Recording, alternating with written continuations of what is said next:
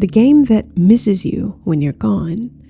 The game that opens when you're not looking. The game that cherishes your gaze, alters your files, and sabotages you, all while hiding its face behind your computer settings. If you didn't know already, computer data is a living, breathing thing. It's got the capability to see into the outside world. Something watches quietly from beyond your screen. It's been watching you for a long, long time. I am scared.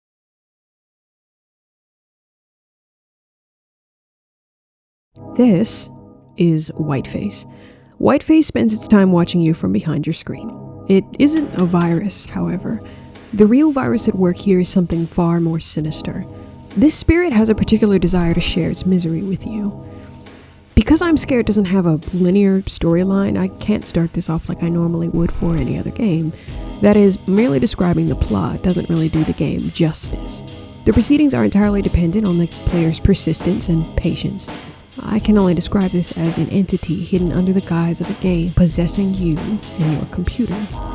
To add to the mix, there's an unseen narrator constantly attempting to assist you with its removal, leaving little breadcrumbs to guide you along.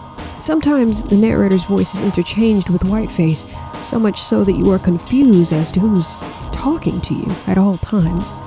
I'm Scared isn't a typical story. It's a series of experiences that the player is forced to endure in order to rid their computer of what is essentially a haunting.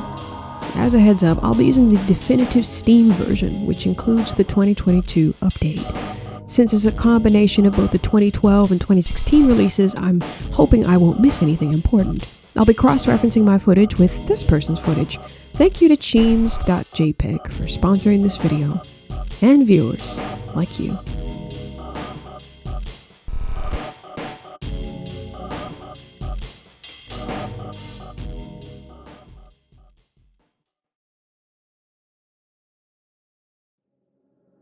When you open the game, the developer suggests you start with headphones, as audio is a crucial part of the game's experience. Before starting, I need you to know that this game will try to deceive you as many times as it can. We're told that if something strange happens, to check our desktop folder for any anomalies. Simple enough. We're then asked for forgiveness. Alright. We start the game as any other, in a foggy courtyard surrounded by brick walls, enclosing a single swing set. You're given the simple task of retrieving a flower from the other end of the area. Now bring that flower to me, says a disembodied voice from beyond. When you turn back around, darkness has flooded the foggy park. The tutorial stops when we round the corner. After the intro credits begin, we start in a small, empty bedroom that introduces us to the game's style. I'm Scared's design is simplistic. Its color palette is characteristically limited and dark, leaving you to focus on the gameplay and atmosphere. Most spaces are barren aside from one or two pieces of furniture, and rooms do not seem to make a lot of sense. Our task for the first part of the game asks us to get a heart to open the bedroom door. The trek through this building is very, very quiet. Only the sound of our footsteps and the opening of doors can be heard. If we look through this little hole in the wall, we can see what appears to be a chair with a noose hanging just above it. It'll give us the achievement Peekaboo. On par with the theme of liminality, there's another room with an open-facing cage with viscera on the floor just barely out of reach. Eventually, you'll make it to a room covered floor to ceiling with the inside of skin. It is here where you collect the pulsating heart, but there's a problem. Before you open the game back up, you should check the directory that holds the folder for I'm Scared. There should be a text file there, simply titled Attention. There's a way to turn an entity into data.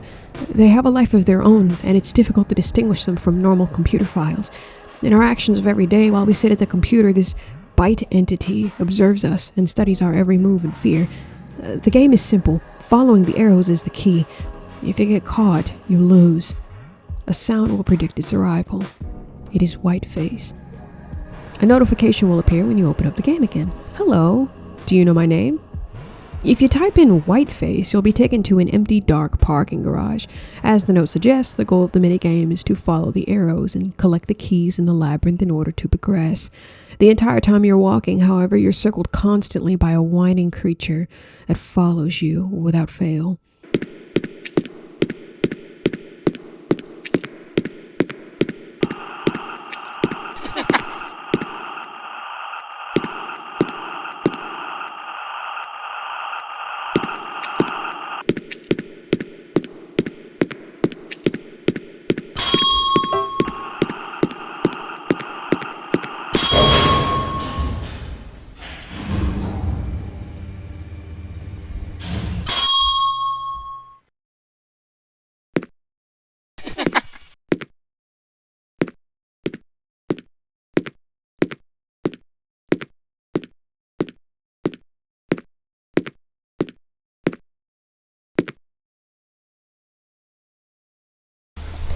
How to play I'm Scared.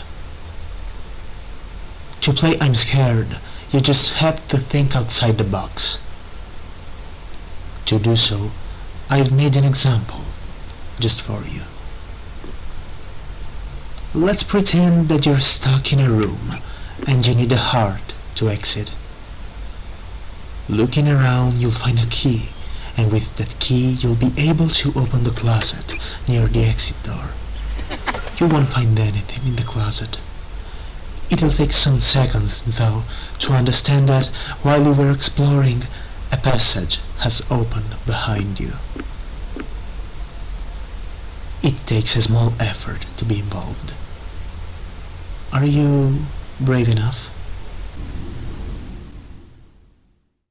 After playing a fun game of tag with Whiteface, we arrive back at a gate beyond which the words "one of them is lying" is scrawled in blood. If you follow the trail behind you, a gate key is placed into your inventory. We can use it to unlock the gate and travel into the darkness, and back in the basement we go. If we use the pulsating heart collected earlier on the bedroom door, you'll get an ending, but things are only just getting started.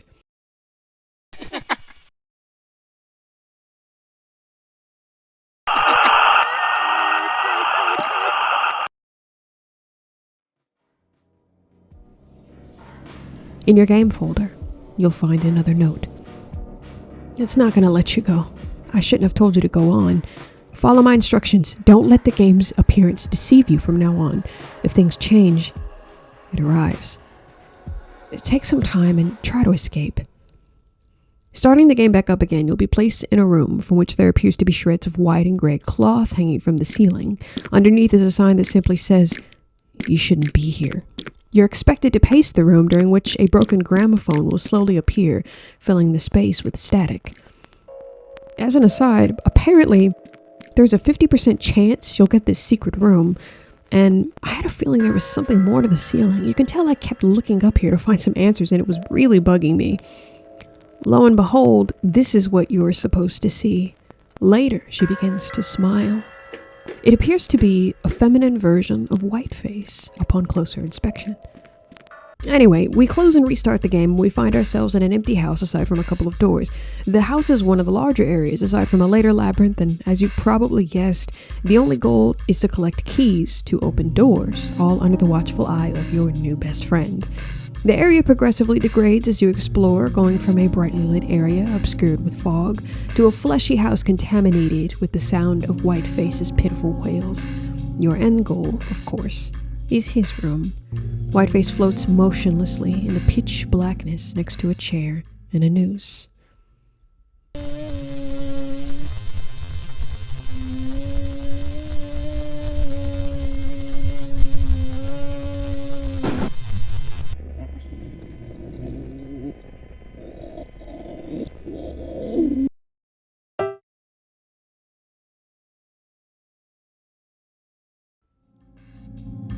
Whiteface will not allow you to do away with yourself, insisting upon its desire to be played with, shared, and fed. This is yet another fake ending, which gives us another name and another note. It's alive, it's real, and it's changing again, just like last time. What form will it take? It's just a phantom of deception. If you start the game again and get the heart for the door, the name question will be triggered, and you can type her into the namespace. The title screen breaks away to reveal a new house with tiled floors, a grand piano, and a sign which kindly asks you to be quiet. And if we don't follow the directions, then... This stage is all about finding the cellar key, where we complete a simple puzzle involving the number of pool balls on the table. When we're finished, of course, we're not alone.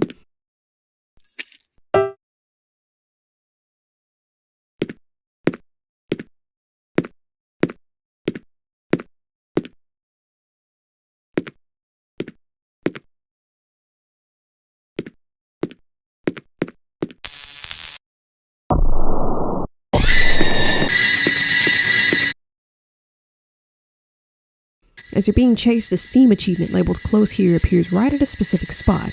If you're keen and close the game right in the place it asks, you'll successfully avoid her for one of the first times. If you try and jump off the ledge outside before she catches you, however, she'll prevent you from doing so because she's a bitch. Opening the game again from the achievement will start you at the same place you closed it last. She is no longer on the balcony. Instead, a trail of blood leads off the ledge where, of course, you're expected to go. Following the injured antagonist will be placed into the Labyrinth. Some sort of narrator, presumably the developer, leaves us another note with a helpful tip for checking the notes in-game. We're given here.txt, which has a link to a video showing directions for a fake wall in the Labyrinth's core.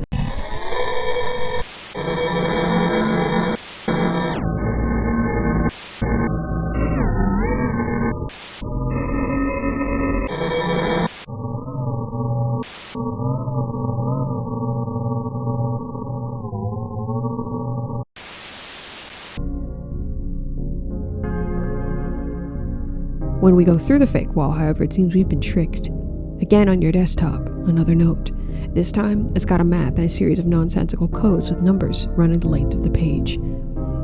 From now on, follow the instructions of this HTML file, for it is trying to deceive you one more time. Follow the map, you'll find a key. Use that key, and you'll be able to destroy the lock on your game folder that is keeping the green gate locked. This is quite literal, as when you pass through the second fake wall and retrieve the gate key, you can physically destroy the text file labeled lock.txt. Past the green gate is another code, however. We've got to look into a mirror in order to find the right combination for the padlock on the door.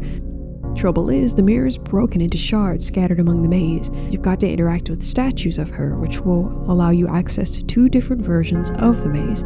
If you place your shards on the wall where the mirror lay, your puzzle will be half complete. Each passcode is random, it seems, as Cheems got a different answer than myself. Once you've got your phrase, you'll need to find it on the list found on the HTML link given to you in the note. The key will be the number to input for the padlock, and you're in.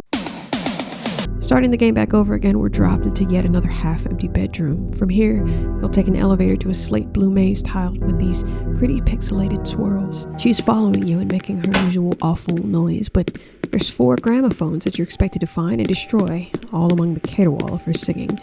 These little spirit Halloween things come down from the ceiling and try to scare you, but ultimately it's an easy obstacle to get by, and so you're finally allowed passage to the train station. There are 3 times listed on the itinerary for the empty station: work, home, and truth. In the far corner, there's a clock that tells another time. This clock is your computer's clock, but because Cheem seems to have his clock set to military time already, the connection was made much more quickly on his end. At any rate, you'll need to change your clock's time to 1 or all 3 of the times on the schedule in order to proceed. The other 2 times will get you the achievement Lucky Tickets, but setting the time for truth is what actually allows the train to appear. Once you get on the train, you can read another note entitled, "My Last Will." To the ones playing, to the ones watching, there is a way to turn an entity into data, but if it's data we're talking about, then there must be a way to get rid of it. If you really want to delete whiteface from your computer, there's only one way. Keep playing. Keep watching. The way this is typed makes me feel as though it was written by someone we're familiar with. Either way, we're assigned yet another easy task on the train. Walk back and forth, pressing a button on either end of the train car. When you press one button, it triggers the release of the other. In between both buttons is a bed, from which a lump protrudes and grows larger under the blankets each time we pass by. The bed breathes in tandem with the rhythm of the train, but nothing ever emerges from it, it just grows. Outside the boundaries of the train floats her, ending the game yet again. A restart will place you in one of the final areas, a courtyard with a brick cobblestone path straight ahead. So this is a goodbye. If things go as I think, you'll have to shoot with left click of the mouse. But I have to say, I don't think it will give you bullets. I'm sorry. 6 will do. Indeed, 6 will do. You can replace the number 0 with 6 in the revolver.ini file ahead of time.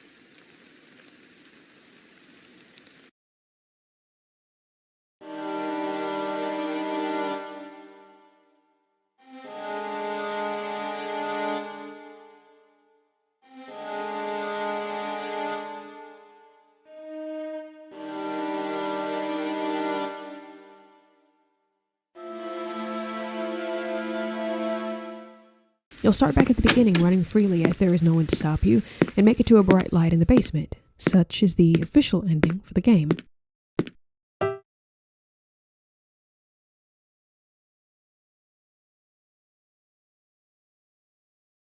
Wait. Another note? No, another 2 notes.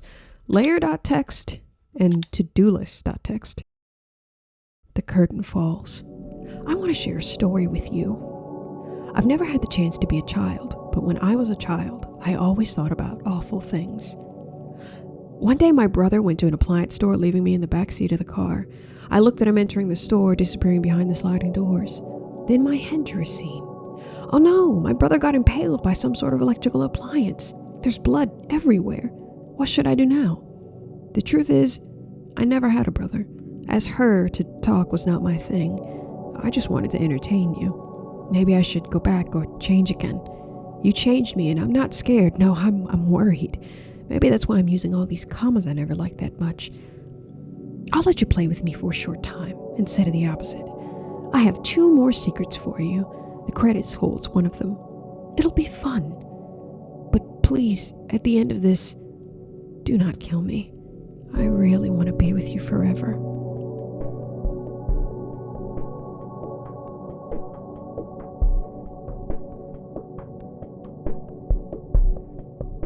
This reality will never collide with the other one, but the events of one alters the twin, and vice versa.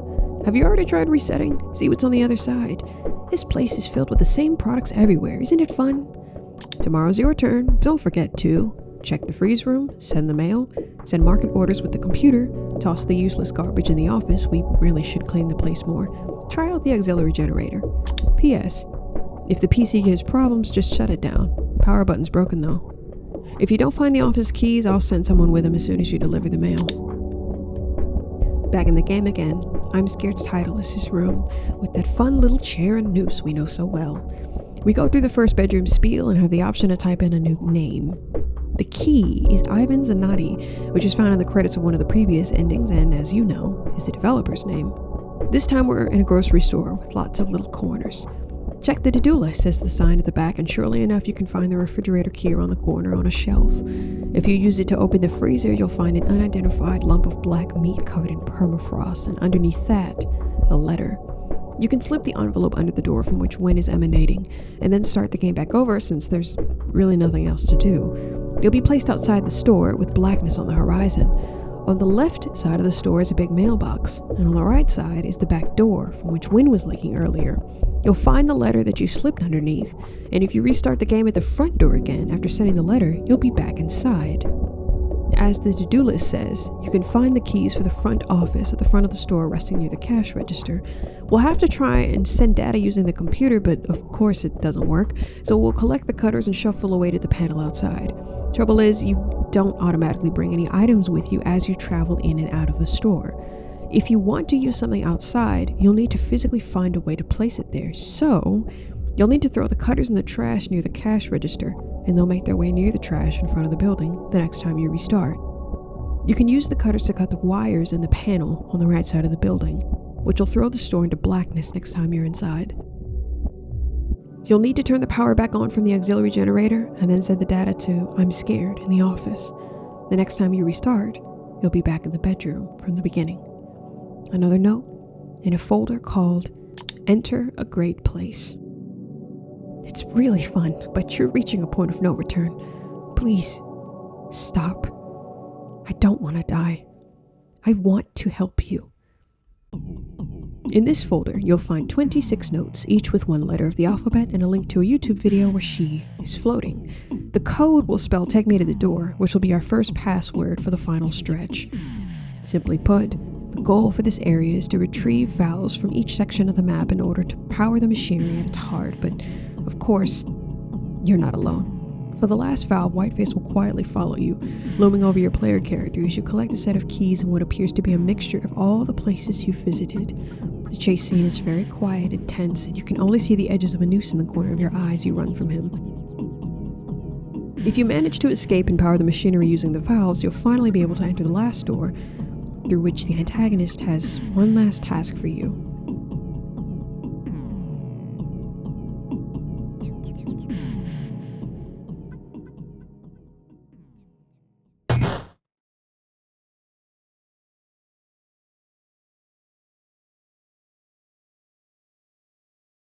Welcome to the door. This is your last chance. If you enter this door, our game will end for real. Please, please, please, pick up this flower and give it to me. I will reset everything I did up until now. If you give the flower to Whiteface, he'll tell you that you're so kind and that he loves you and asks you to play with him forever before all of your achievements and progress are quite literally reset, aside from a few exceptions. If you choose not to give the flower to Whiteface despite having actually picked it, you'll be placed in the bedroom from the beginning, but something's changed.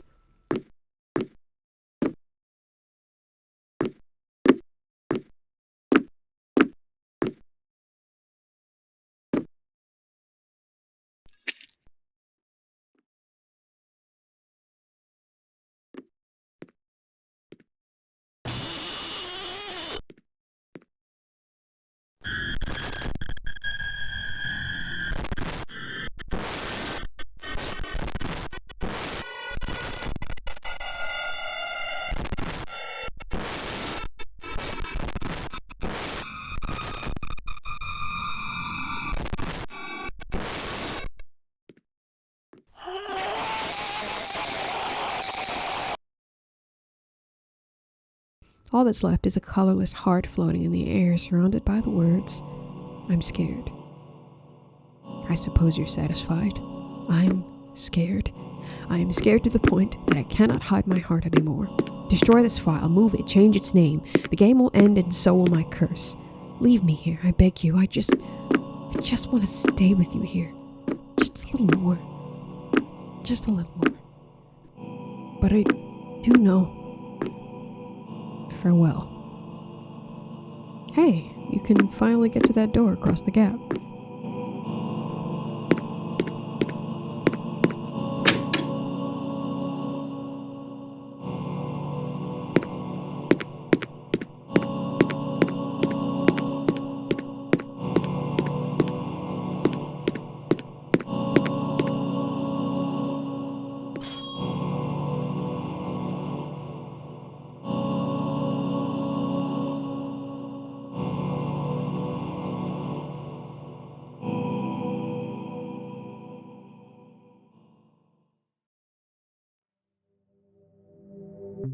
So, I'm Scared is a pixel horror game made in 2016 by My Madness Works Studio, which consists of Ivan Zanatti. He's created a number of short horror games, including cult classic Fortress and Discomfort.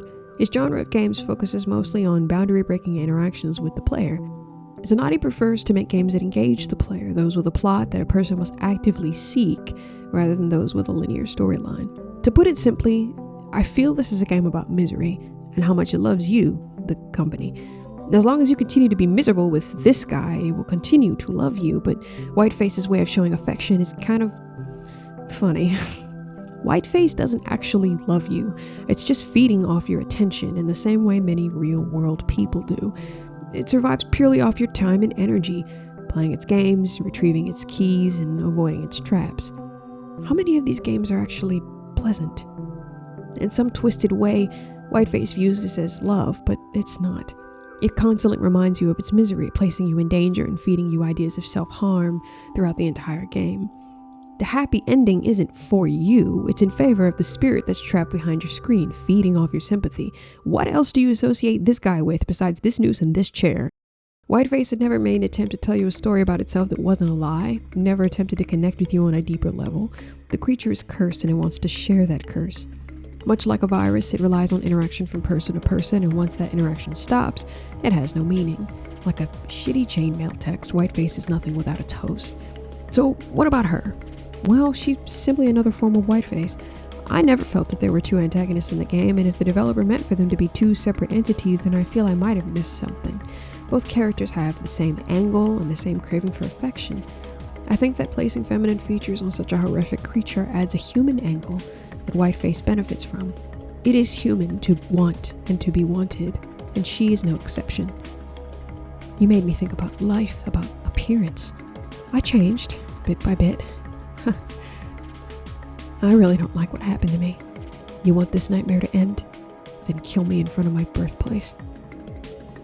The only thing we know of her is her status as a ghost, but it's clear that she's got the same need for engagement and the same desire to be killed. When you stumble upon her grave, she talks about you as if she's known you for a long time, but when she dies, it's shown that Whiteface is the killer. I think this is just another metaphor for self-harm. I mean, it's true that Whiteface would benefit from killing a separate entity, especially if it took up all the attention, so that could be a good argument for them being two separate beings. However, Whiteface states that it has lots of names, so it would absolutely not be out of left field for their existence to be one and the same. If Whiteface could kill another version of itself, the main version, the one we start the game with, could still persist. Throughout all of our attempts to rid the game of its antagonists, they are nothing if not persistent, as the more we engage with them, the stronger they become. As her, to talk was not my thing, Whiteface says in a note before the grocery store section of the game. I strongly feel that this is its duality showing, the ability to lie again and again, to change faces and personalities, to appear differently to different players. There may be differences in their appearances, but I still see them as the same parasite, even if she is much more human. Ivan Zanotti's angle on misery makes I'm Scared a very personal experience. A computer program festering with bitterness that relies on the player's engagement is a frightening idea because, in the end, you'll always be playing, whether you really want to or not. I mean, unless you're cool with this guy looking in through your webcam. Whiteface's obsession with showing you his sad, cold room, his noose, and his many empty rooms with 3 pieces of Minecraft furniture in them is not what makes him a tragic character. It's what makes him dislikable. Good question. Because of the way you look? The way Yeah, all sort of lumpy and red raw. I don't think that's... because you look like a bit of a bigger animal that fell off or was removed and then came to life. That's actually Looks more like an old person's finger. Reminds me of an infection I had up my... Or was it the voice? Quite He looks like a tumour. And he stinks. I know. It's because you've got beady eyes like a rat. Or you're just generally unlikable in a way that's hard to pin down.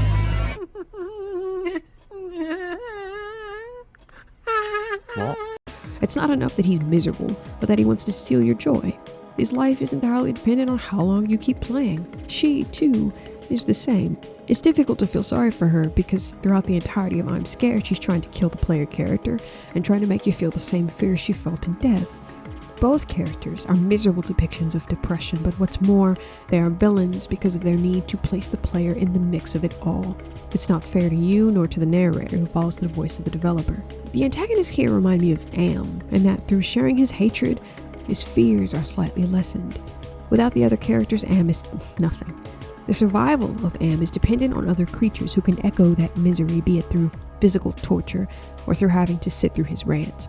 The same can be said of the Lich from Adventure Time. When all is said and done, the Lich is dependent on life in order to exist. After all life is extinguished, the Lich sits eternally on a pile of fossilized bones, waiting for something else to grow. All of these creatures have something in common. They're all dependent upon you. It makes these antagonists feel better knowing that you are alone and afraid, and most of all, paranoid. And that is where we talk about I'm Scared's best tactic. Take a look at your local conditions plus a lot more coming up, so stay with us.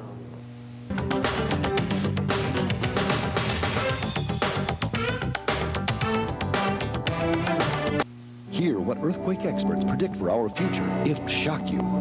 Watch On Shaky Ground Saturday and Sunday, December 9th and 10th at noon, 6 and 11 p.m. Eastern on the Weather Channel. There's little sound aside from the footsteps of your character, and the color palette is quite limited, with only a handful of desaturated reds, blues, and greens, aside from the bright red of blood. The game recycles the same ambient track repeatedly to a point of making the player feel as though something is going to happen, but it just never does. What did I just see? There's a lot of tension in the silence, and the game builds on that silence. When there is sound aside from footsteps, that sound is important and never overstays its welcome. In I'm Scared, sound is treated like a tool for gathering information instead of a way to build on the scares. There are a number of games that benefit from silence, all stemming from a time when Silent Hill was at the top of its game.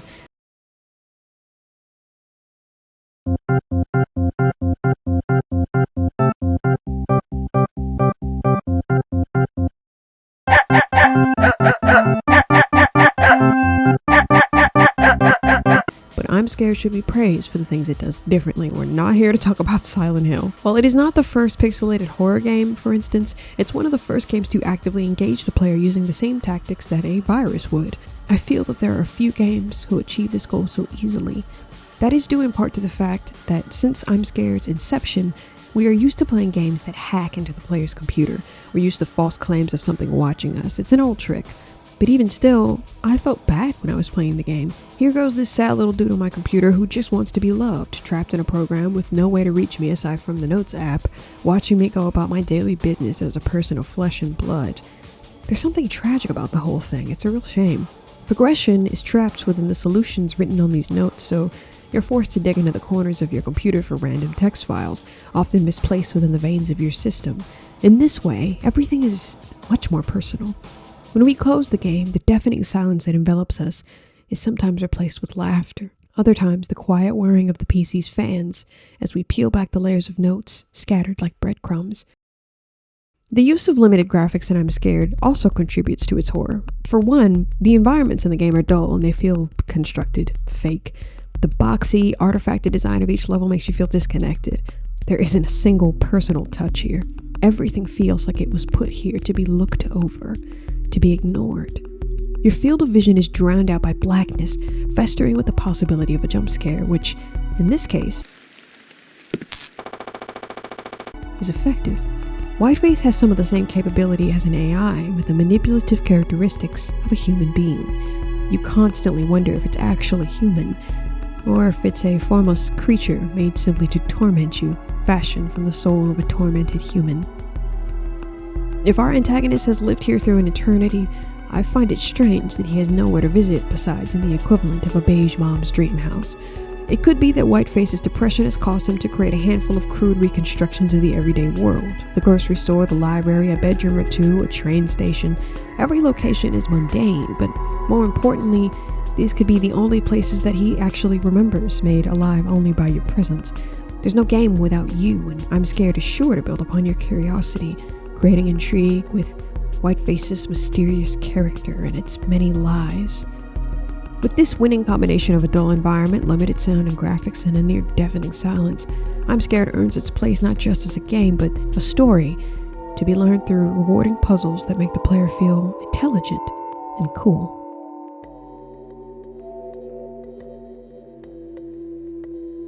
As a whole, I think that I'm Scared is a staple in horror. It's a surreal experience that melds the jarring nature of the real world with the innermost thoughts of a being that hates everything. I'm Scared is a game about bitterness and mostly hatred. Whiteface loves to be seen and given attention, but hates to be rejected, hates to be looked at for too long, and really hates to lose. I think this kind of game is something of a marvel, a game that invests you in the world of a little-known mysterious persona who constantly lashes out at the player for little more than trying to escape its grasp. Other games focus mainly on gameplay, with a fictional world, fictional characters, and other secondary imaginary goings-on, but I'm Scared skips a couple of steps and dives headfirst into an idea. What if you had access to a soul trapped within your computer? The setting is your house, the world is your reality, and the only happenings are a guy who plays mind games with you for fun. Should you feel sorry for Whiteface? Should you really feel bad for a character who viciously attacks you in the game, despite constantly claiming that it's been left alone? It's constantly lying and deceiving you. Whoa. For one, Whiteface is creepy. This guy gives me the heebie-jeebies, especially since he claims that the only reason he doesn't truly want death is because he wants the chance to look at you through your computer screen. All of us at one point or another have come into contact with a person that is equally disturbed, a person that seems to have no true identity aside from the one it is constructed from our presence. Is she the representation of Whiteface trying to become its own creature? Is she a softer, gentler version of the villain, or something far worse? I think it's the latter, really. She could possibly represent Whiteface coming to terms with his death in a new form that looks strikingly close to a human being. Perhaps even the human being it once was before it was cursed. I know we've already speculated on the nature of Whiteface as a villain and all around not very cash-money guy, but it's these thoughts that make I'm Scared a good game. Complex villains that we can identify with and understand are the only good ones. Villains that hate X thing with little to no explanation, as we know, are boring. Truly, if Whiteface wasn't such an interesting character, I don't think I could put up with his whining. Oh, brother, this guy stinks! I like the little games that he plays with you because they feel malicious and aggressive, adding to this bitterness that the whole story is soaked in. This note about the lie she told in regards to a fake brother adds to the mystery, but also convolutes what is otherwise a simple character who has, up until this point, been very straightforward about what she wants. If Whiteface actually wanted your presence, it wouldn't push you away with cheap parlor tricks and scare tactics, but at the same time there's a desperation that feels so earnest even I can't deny having felt sorry for the creature at some point. You can't tell if Whiteface actually feels bad for any of this, if it even remembers what it's doing, but obviously it's cognizant of your choices, as we can see by the ending. Why is it then that you are made to feel bad for the choice that is the most justifiable, that is, the choice to kill Whiteface? Why are you made to feel inferior for wanting peace in the hell that's been created for you? If Whiteface can alter itself, what level of compassion would allow it to change for the better? It can process kindness, but with what does it repay you? The fact that you have to ask yourself if it's morally right to feel sorry for a ghost trapped inside your computer as it actively fucks with your shit is probably some of the best storytelling that's ever crossed my radar. You can get the same conflict from a number of other great games with complex characters and dozens more that I'm sure I haven't seen yet. Yes, I truly adore this game. I think that I'm Scared is a lovely game to play at least once in one's lifetime, if you're prepared to be gaslit by scaryguy.png, that is. I'm Scared harnesses the energy of what it is to be haunted, the feeling of having suffered through someone else's emotional turmoil, often without having the full picture, or without having spoken to them at all, even. Whiteface is a domineering, mean villain with a particularly sickening human edge, and after all is said and done, is something still watching you?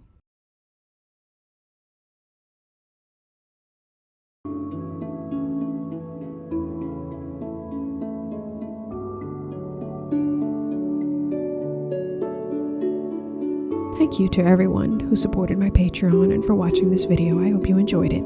I tried something a little different this time, so I hope it turned out right. If you'd like to join my Patreon, I have a handful of neat things that you might be interested in coming soon, including developments on my game, Invoke. Please don't forget to vote for the next game you'd like to see in my community tab. And as always, stay tuned. Goodbye, stranger.